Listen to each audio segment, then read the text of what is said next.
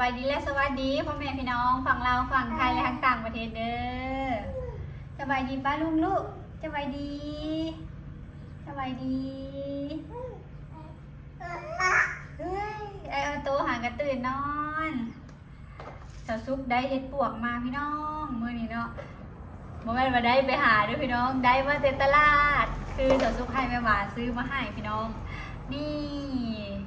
เกือบเต็มกระซามเลยพี่น้องเกือบเต็มกะละมังน้อยวันกะละมังใหญ่เนาะพี่น้องเอ้ยสะออนดอกตุ้ยๆคักขนาดเลยดอกน้อยปนดอกใหญ่เบิดนี่150,000 กีบพี่น้องเป็นเงินบาทอยู่ที่ประมาณ220 บาทพอซื้อวะพี่น้อง220 บาทเอาไปแกงอิ่มโอ้อิ่ม5-6 คนเลยเด้อไอ้กินบ่เฮ็ดปวกกับแม่อยากให้แม่ลมน้ำพี่น้องเลยพ่อเพิ่นกะออกไปเงินไม่เท่าเราซุกกะสิมาเราเฮ็ดแม่เราเฮ็ดดูเฮ็ดเวียกดูไปนั่งลิ้นท่าเด้อเพราะว่าไอ้หิวมัมล่ะนั่งลิ้นก็เป็นจังเป็นจังกินบ่ฮะเป็นจังกินบ่โอ้ยอดใจบ่ไหวเลยกินมัมละบัด7 บาท7 บาทเช็ดรอบสุดท้ายแล้วพี่น้องเฮ็ดปวกเบิดแล้วบาทนี่ออก2 รอบนี่แล้วเฮ็ดปวกจิกถ้าเป็นกิโลที่กระเจ้าเฮ็ดเป็นคู่ขายกิโลละ180อันนี้9 ขีดพี่น้องเป็นฉางลูกเป็นฉางยันเราโบแล้วใส่เลยพี่น้องเลยจะได้เอาลูกกินนมก่อนแล้วถ้าพอขึ้นมาก่อนจังสิเราต่อเชื่อให้จับมันไอ้พูดเชื่อให้จับไอ้กินบ่กินบ่กินบ่กินบ่กินบ่เห็ดปวกอุ้ย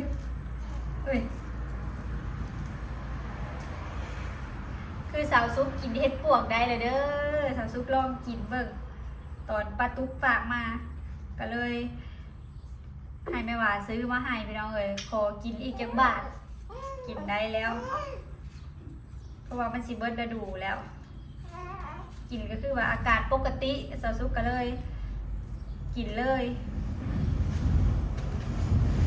หนักไว้แล้วอุ้ยไปฉากมันอุ้ย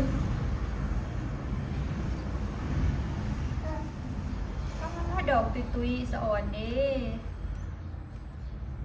หลายดอกเติบพี่น้องดอกตุยๆอ้วนๆเด็กเพาะมาแล้วเสียงรถอีเพาะมาแล้วอีเพาะมาเลยดิอีเพาะมาแล้วไอ้เพาะเอากินนมเด้อ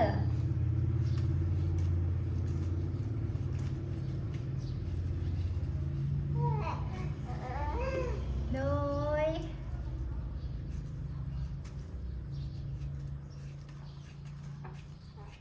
อยู่ฝั่งไทยกิโลจักบาทเนาะพี่น้องเม้นบอกจะชุบหน่อยเด้อแพงบ่อยู่ฝั่งไทย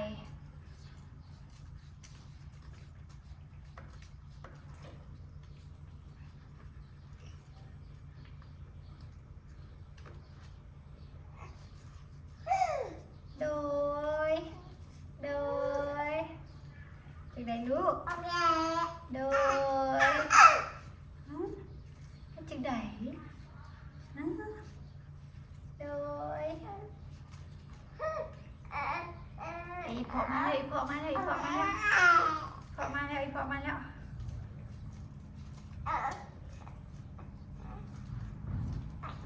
พอเอากินมัมเด้อดูอุ้ยเสียงดังเฮ้ยไปก็เสียงดัง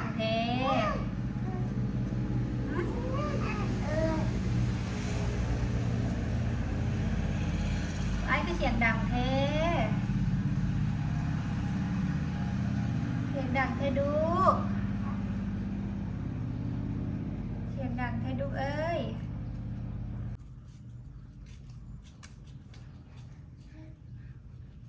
อยากลุกไปเลาะบ่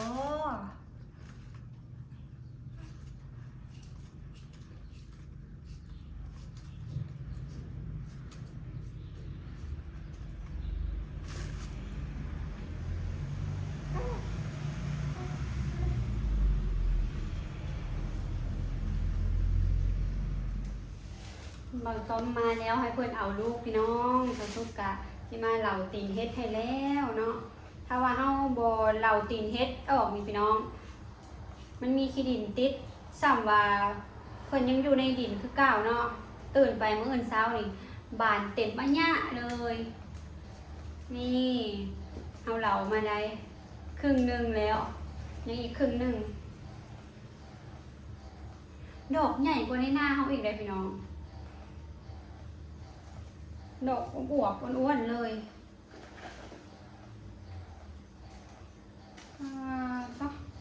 อยากไปหาอีกเด้อยากพอแบบเป็นหมูเป็นฟูงหลายๆเนาะจิ้มม่วนจิ้มมันเลยเลยพี่น้อง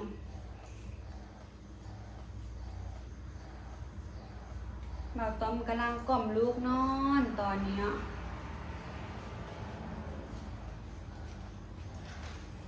งอแงให้อยู่ได้พี่น้องเสียงหากระมิดไปน่าสิรับแล้วเราสุกกาปั๊มนมฮอตรอบปั๊มนมแล้วพี่น้องเอ้ยแทบสิบ่ได้พัก 3 ชั่วโมงแป๊บเดียวฮอตรอบปั๊มใครแต่ว่าปลาน้ำเนาะเพิ่นซื้ออันปั๊มนมให้ก็เป็นตัวแบบไร้สายเฮาปั๊มไปน้ำเฮ็ดเรียกไปน้ำเฮ็ดกินไปน้ำก็ได้ถ้าปั๊มมือนี่โอ้พี่น้องได้นั่งปั๊มอย่างเดียวเลยทางอันปั๊มมือสาวซุกก็อยากได้เวลาว่างก็อยากเอาตัวปั๊มมือปั๊มมาใช้เปลี่ยนกันพี่น้องเลยใช้อันตัวไร้สายนี่ผัดแบบ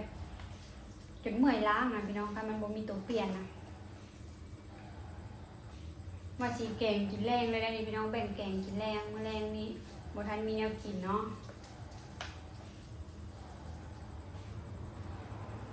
ไม่ว่าซื้อมาให้แล้วผัดเพิ่นบ่ได้แบ่งเอาสาวซุกว่าสิเหลาแล้วก็อ้อไว้นำแล้วจึงให้แม่เพิ่นก็ยังบ่ทันได้อิ่มพี่น้องเพราะว่าได้อยู่อันหน้ารอบนั้นเฮ็ดแบ่งไว้ให้หมีกับนางคนละถุงก็เลยบ่ทันอิ่ม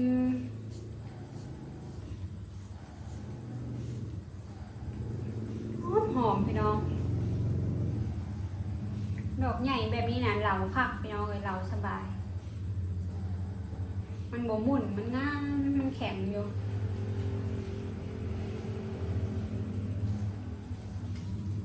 เฮ็ดดอกซ้ำนี้นี่ล้างน้ำเย็นธรรมดาก็ได้มันบ่หมุนเนาะมันยังจุ่มอยู่แต่ซุปก็เป็นแบบเมื่อยๆเพลียๆพี่น้องย้านแบบพักผ่อนบ่เพียงพอย้านแบบที่ว่าอะไรย้านเป็นวินย้านอย่างเดียวนี้เลยสาวสุขเพราะว่ากลางวันมันบ่ค่อยได้พักผ่อนกลางคืนค่ะมันไหลชั่วโมงนอนนี่สาวสุขได้นอนอยู่ประมาณ5-6 ชั่วโมงนี่แหละสาวสุขคิดว่าบ่ครบ8 ชั่วโมงซ้ำกลางเว้นไปบ่ได้นอนนี่แห้งเบาต้มไปการบ่มีคนเอาซอยสาวสุขแห้งแบบบ่ได้นอนเว้น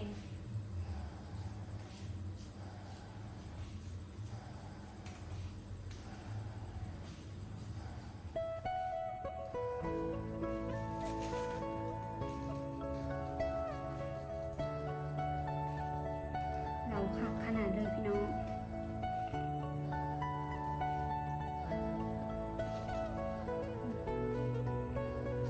อ้วนพี่น้องดอกอ้วนเราคักขนาดเลยกระปุกอยู่นี่ดอกเรียวๆสูงๆเลยนะ พี่น้องตัวนี้คักขนาดเลยเห็ดปวกผลโบห้ามมันก็เลยแบบแข็งคักมันก็เลยบบานไวพี่น้องถ้าผลห้ามนี้โอ้ยบานไวเน่าไวไปหานี่ได้แต่ดอกบานแล้วผู้ใดนะต้มใส่ข้าวต้มคักขนาดเลยคิดฮอดเลยมีเลย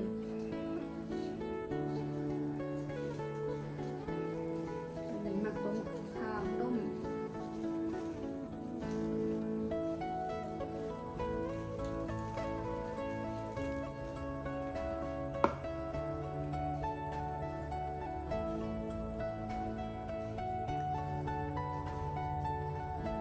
เบิ่งด้วยตาเปล่าคือรวดโลบ่ได้นี่พี่น้องแต่ติดเบิ่งแล้ว9 ขีดหนึ่งขายแต่พอซื้อเนาะพี่น้องมันสิเบิดยามแล้วกินให้มันเศร้ายากเพื่อมันสิฮอดยามอีกปีหน้ามันเป็นปีเลยหักยาวขนาดนี้เลย